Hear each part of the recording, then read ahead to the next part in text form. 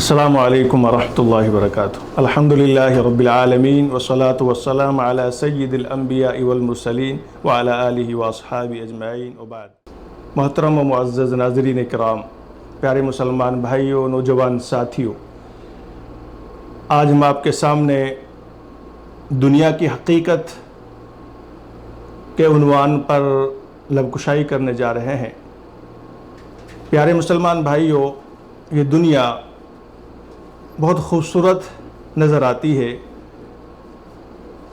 در حقیقت یہ خوبصورت ہے نہیں، بلکہ یہ حقیقی مقصد اس دنیا کا جو اللہ نے بنایا ہے وہ امتحان گاہ ہے۔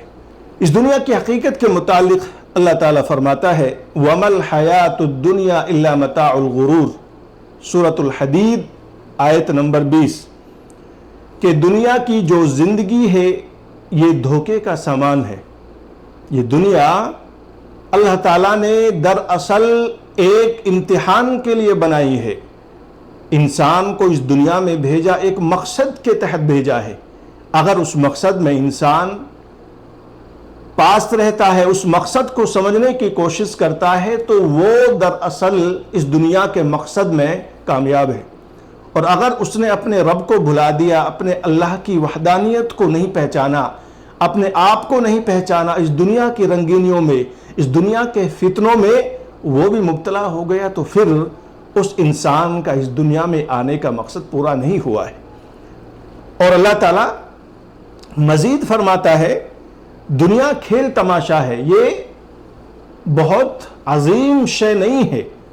وَمَا هَذِهِ الْحَيَاةُ الدُّنْيَا إِلَّا لَهْوٌ وَلَعِبٌ وَإِنَّ الدَّارَ الْآخِرَةَ لَهِيَ الْحَيَوَانُ لَوْ كَانُوا يَعْلَمُونَ۔ دنیا کی زندگی ہے، یہ کھیل تماشا ہے، اور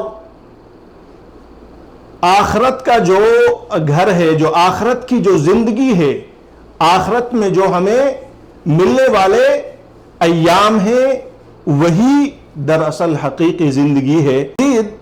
اس دنیا کی حقیقت کو مختصر انداز میں پیارے نبی صلی اللہ علیہ وسلم نے ایک حدیث میں بیان فرمایا۔ حدیث آپ سماعت فرمائیں، ترمذی شریف کی حدیث ہے، حدیث نمبر 2320۔ فرماتے ہیں پیارے نبی صلی اللہ علیہ وسلم لو كانت الدنيا تعدل عند الله جناح بعوضة، اگر دنیا کی حیثیت اللہ کے نزدیک ایک مچھر کی پر کے برابر بھی ہوتی۔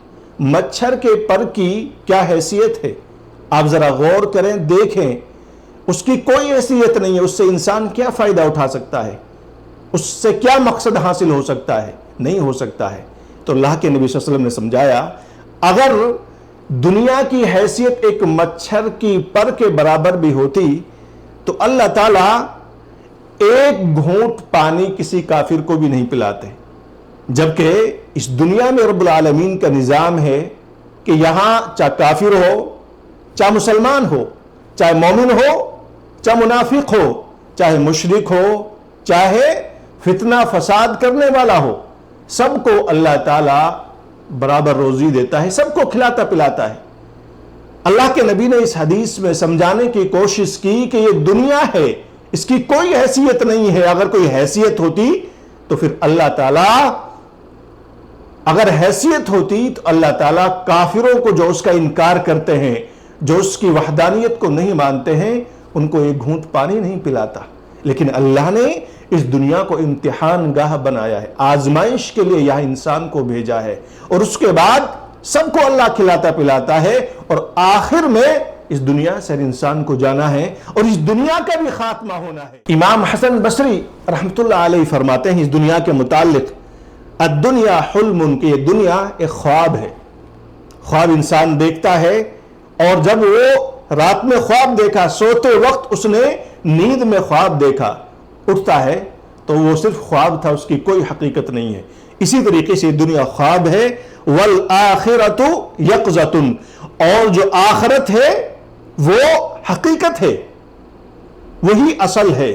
یہ دنیا کچھ بھی نہیں، کہ دنیا یہ وقتی ہے، ایک خواب ہے جو انسان دیکھتا ہے اور اس کی حقیقت نہیں ہوتی ہے۔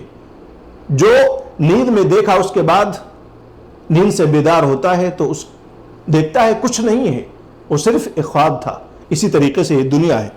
اسی طریقے سے علی بن ابی طالب رضی اللہ عنہ فرماتے ہیں الدنیا ترحل مدبرۃ، دنیا پیٹھ موڑ کر جا رہی ہے، دنیا ہم سے دن بدن پیٹھ موڑ کر جا رہی ہے، آخرت دن بدن ہم سے قریب آ رہی ہے، وہ تمہاری طرف بڑھ رہی ہے، آخرت تمہاری طرف بڑھ رہی ہے، تو تم آخرت کے بیٹے بنو، تم آخرت کے بیٹے بنو، دنیا کے نہیں، کیونکہ آخرت ہی اصل ہے اور وہیں ہمیں لوٹ کر کے جانا ہے۔ یہ اس دنیا کی حقیقت ہے۔ میرے بھائیو، خلاصہ کلام یہ ہے کہ اس دنیا کی کوئی حیثیت نہیں ہے، اس کا کوئی مقام نہیں ہے۔ اصل عقل مند انسان وہ ہے کہ جو اپنی آخرت کے بارے میں سوچے، اپنے اللہ کی وحدانیت کے بارے میں، اللہ کی معرفت کے بارے میں سوچے کہ ہم نے اللہ کی توحید کو پہچانا کہ نہیں پہچانا ہے، ہم نے قبر میں جو سوالات و جوابات ہونے ہیں ان کے بارے میں ہم نے تیاری کی ہے کہ نہیں کی ہے، ہم نے اپنے قیامت کے دن اللہ کے سامنے کھڑا ہونا ہے اس کے لیے تیاری کی ہے کہ نہیں کی ہے۔ یہ اصل انسان ہے، یہ اصل مقصد ہے اس دنیا میں آنے کے لیے۔ اللہ تعالیٰ سے دعا ہے کہ رب العالمین ہمیں اس دنیا کے دھوکے سے محفوظ رکھے اور ہمیں جب تک زندہ رکھے اپنی توحید پر زندہ رکھے، آمین۔ وآخر دعوانا ان الحمد للہ رب العالمین۔